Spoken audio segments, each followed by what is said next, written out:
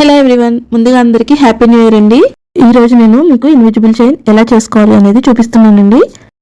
ముందుగా మనం చామ్స్ అలానే లాకెట్ ప్రిపేర్ చేసుకోవడానికి OHP షీట్ని తీసుకుని దానిపైన గమ్ అప్లై చేసుకుని వీడియో క్లిప్లో చూపించినట్టుగా చామ్స్ ప్రిపేర్ చేసుకోవడానికి ఇలా కుందన్స్ అనేవి స్టిక్ చేసుకుంటున్నాను అనమాట. మనకి ఏ షేప్లో కావాలంటే ఆ షేప్లో కుందన్స్ అనేవి స్టిక్ చేసుకోవచ్చు. నేనైతే 3D లోటస్ అనేది లాకెట్లో పెట్టి ఇట్లా అటొకటు ఇటొకటు చామ్స్ అనేవి పెడదామని ఇలా ప్రిపేర్ చేసుకుంటున్నాను అనమాట. మీకు వేరే మోడల్ కావాలి అంటే కింద కామెంట్ సెక్షన్లో కామెంట్ చేయండి, నేను ఆ చైన్ కూడా చేసి చూపిస్తాను. ఇలా ఒకసారి కుందన్స్ అనేవి స్టిక్ చేసుకున్న తర్వాత 3D లోటస్ డిజైన్ కోసం మనం కుందన్స్ మీద ఇంకొంచెం గ్లూ అప్లై చేసుకుని ఇంకొక 2 కుందన్స్ అనేవి అటు ఇటు కూడా స్టిక్ చేసుకోవాలి.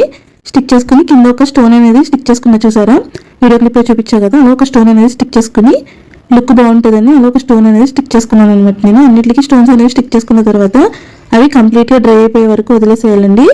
కంప్లీట్గా డ్రై అయిన తర్వాత మనం షేప్ కట్ చేసుకోవాలన్నమాట. షేప్ కట్ చేసుకునేటప్పుడు ఎక్స్ట్రాస్ ఏమీ లేకుండా చూసుకోవాలి. ఒకవేళ ఎక్స్ట్రాస్ ఏమైనా ఉంటే అగరబత్తి తీసుకుని దాంతో ఒకసారి అయితే కాల్చుకుంటే మనకి షేప్ అనేది కరెక్ట్గా వచ్చేస్తుంది. నేనైతే ఇప్పుడు కట్టర్తో కత్తెరతో కట్ చేశాను, కానీ తర్వాత చిన్న కట్టర్ ఉంటుంది కదండి, దాంతో కట్ చేసుకున్నాను అనమాట. షేప్ బాగానే వచ్చిందని నేను ఇంకా అగరబత్తితో ఏం కాల్చలేదు.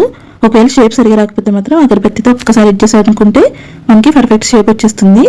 తర్వాత ఐపిన్స్ ఉంటాయి కదా, ఐపిన్స్ అన్ని కూడా నేను ఇట్లా చేసుకున్న లాకెట్కి అలానే చామ్స్కి అన్నిటికి ఇలా ఐపిన్ అనేది స్టిక్ చేసేసుకున్నాను అనమాట.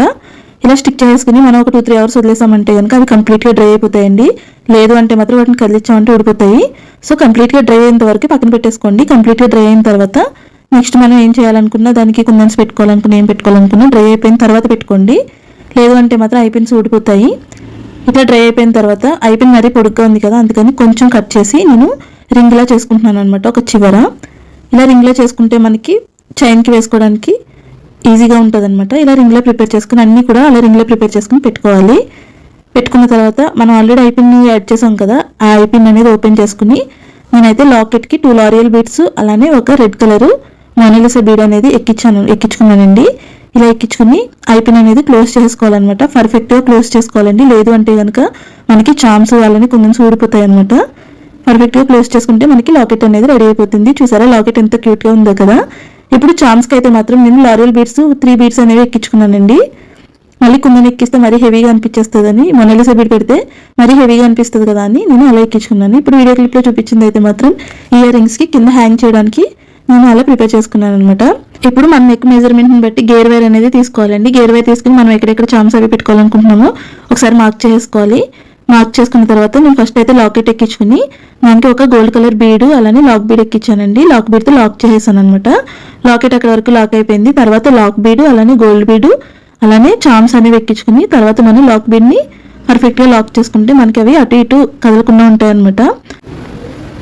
ఇలా అన్ని లాక్ బీడ్స్ అలానే అన్ని చామ్స్ ఎక్కించేసుకుని మనం లాక్ బీడ్తో లాక్ చేసుకున్న తర్వాత ఫైనల్గా మనకి హుక్ అనేది పెట్టేసుకోవాలండి. హుక్ పెట్టుకోవడానికి ముందు లాక్ బీడ్ని గేర్ వైర్కి పెట్టాలన్నమాట. గేర్ వైర్కి ఎక్కించుకున్న తర్వాత హుక్ని పెట్టుకుని వీడియో క్లిప్లో చూపించినట్టుగా మళ్ళీ లాక్ బీడ్లోంచి ఆ చివర కొస ఉంటుంది కదండి, అది లాక్ బీడ్లోంచి బయటకు తీసి లాక్ బీడ్ని లాక్ చేసుకోవడమేనండి. రింగ్ కూడా అలా పెట్టేసుకుని మనం చివర ఎక్స్ట్రాస్ అనేవి ఏమన్నా ఉంటే ఒకసారి కట్ చేసుకోవాలన్నమాట కట్టర్ తోటి.